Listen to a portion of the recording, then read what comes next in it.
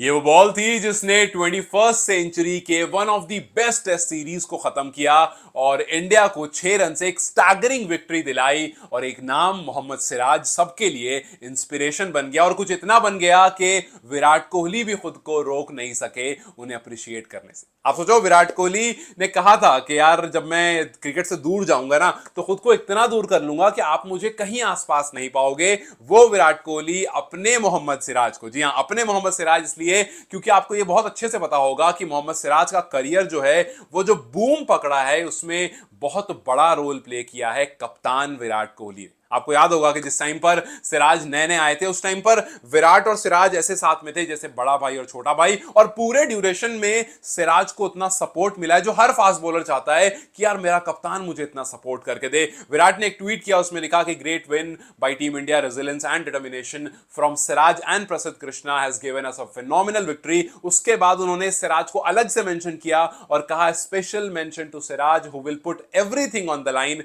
For the team, extremely happy for him. And guess कीजिए कि सिराज ने रिप्लाई क्या किया। सिराज ने रिप्लाई में लिखा, थैंक यू भैया फॉर बिलीविंग इन मी। देखिए, विराट ने बिल्कुल सही कहा और सिराज का रिप्लाई हम सबको बताता है कि भाई इन दोनों की बॉन्डिंग क्या जबरदस्त है। जब विराट ने रिटायरमेंट लिया था सिराज ने एक बड़ा सा पोस्ट लिखा था उनके लिए और वाकई सिराज विल गिव एवरीथिंग। अब देखो यार, इस 5 मैच के टेस्ट में सिराज के पास जो वर्कलोड था, जो बोझ था उनके ऊपर, 185 ओवर, 185.3, क्यों 3 बॉलों से दूर रखूं, 185.3 ओवर्स डालना, 1113 डिलीवरी डालना, 23 विकेट लेना और पैशन और कमिटमेंट कहीं पर भी कम ना होना। सोचा, हैरी ब्रूक ने कहा कि यार 5 मैच खेला इस बंदे ने और हर मैच की हर बॉल इसकी 135 से ऊपर गिर रही थी। यह बताता है कि सिराज के अंदर कितना जुनून, कितना जोश है और वो कहीं पर भी ढीला नहीं पड़ता है। सिराज का ये जो अग्रेशन है, काफी लोग ऐसा कहते हैं कि ये अग्रेशन लोगों को विराट कोहली की याद दिलाता है और बहुत लोगों का यह भी मानना है कि विराट कोहली जिस तरह से मैच को इंटरेस्टिंग बनाते थे और उनके अंदर जो नेवर गिव अप एटीट्यूड था, वो वाली लेगेसी जो है ना, वो गिल नहीं बल्कि सिराज कंटिन्यू कर रहा है। सिराज भी जब गेंदबाजी कर रहे होते हैं उनके अंदर एक अलग सा जुनून होता है। जो रूट ने कहा कि एक फेक गुस्सा दिखाता है, ये दिखाने की कोशिश करता है कि गुस्सा है, लेकिन मैं देख लेता हूं कि भाई वो गुस्सा है नहीं, वो बस दिखा रहा है कि मैं देखो इस तरह से इतने अग्रेशन में हूं, अंदर से ही इज अ फैंटास्टिक लैड। आप कब सुनते हो किसी ऑपोजिशन के खिलाड़ी को ये कहते हुए कि भाई ये आदमी बहुत अच्छा है, लेकिन जब मैदान में आता है तो ये जबरदस्ती अपने आप को ऐसा दिखाएगा कि भाई ये बहुत बुरा है, बहुत गुस्से में है, जस्ट बिकॉज ये चाहता है कि आप गलती करो सामने से। आज सिराज की वजह से ये टेस्ट सीरीज, ये मैच बहुत ज्यादा इंटरेस्टिंग, बहुत ज्यादा एक्साइटिंग हो गया और इस सीरीज में जब जब मियां भाई बॉल लेकर के विकेट की तरफ भाग रहे थे तब तब ऐसा लग रहा था कि यार कुछ कुछ इस बॉल पर हो जाएगा, कुछ अगली बॉल पर हो जाएगा और हर बार कुछ ना कुछ वो इंटरेस्ट वहां से निकल कर आता था। आप सोचो कि जब रिपोर्टर ने सिराज से इस बारे में बात की और पूछा कि सिराज आप थके नहीं हो, आपने कुछ 186 ओवर गेंदबाजी कर दी, are you not tired? Siraj ने रिप्लाई किया कि यार सच बताऊं तो नहीं। उन्होंने कहा, उसने पूछा रिपोर्टर ने कि आपकी बॉडी कैसे, how is the body feeling? उन्होंने कहा, to be honest my body is fine right now.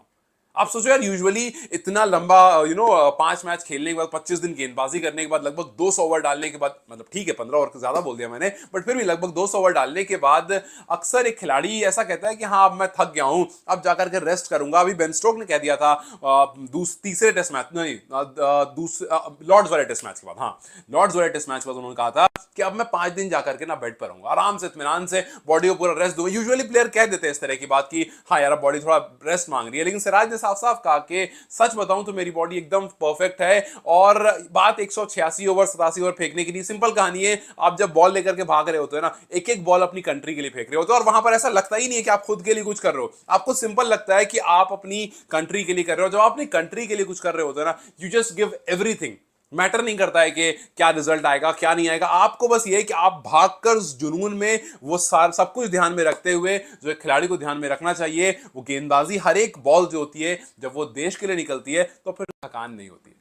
जैसे विराट ने सही कहा था कि भैया इस इंसान को आप बस इसको इतना देख लो कि आप कुछ काम इसको दे दो, ये अपना बेस्ट आपके सामने ला करके रख देगा। एंड वही बात है, टाइम देखो कैसे बदलता है कि अभी ये वही बंदा जब हाथ में बैट लेकर लॉर्ड्स में खड़ा था वहां पर भी अपना बेस्ट देने को तैयार था, हालांकि बल्लेबाज नहीं है बट पूरी कोशिश कर रहा था। और जब उस मैच को नहीं जिता पाया था, वो डिसअपॉइंटमेंट जो उसके चेहरे पर थी, वो डिसअपॉइंटमेंट आकर के यहां फाइनली खत्म हुई। एक हैरी ब्रूक का कैच था, वो भी बहुत ऐसा था जहां पर लोगों ने कहा कि भाई ये आपको याद रखेगा, आपको हॉन्ट करेगा, और देखो कैसे वो जर्नी पूरी चेंज हो गई। मतलब एक बार एक वाइज मैन ने कहा था ना कि never ever under estimate Indian. भाई ये रिडेम्पशन लेकर आया। वो वाइज मैन ऑस्ट्रेलिया का कप्तान, ऑस्ट्रेलिया का कोच जस्टिन लैंगर था जब इंडिया ने हराया था, उस टाइम पर विराट कोहली कप्तान थे, और ऐसी ही टीम, यही टीम, ऐसी अग्रेशन वाली टीम, और वहां पर भी इसी तरह का जुनून लेकर के टीम पहुंची थी और कुछ ऐसे ही रिजल्ट लेकर के आई थी। और वहां पर कहा था उन्होंने कि never ever under estimate Indians. भाई देखो, ये भले एक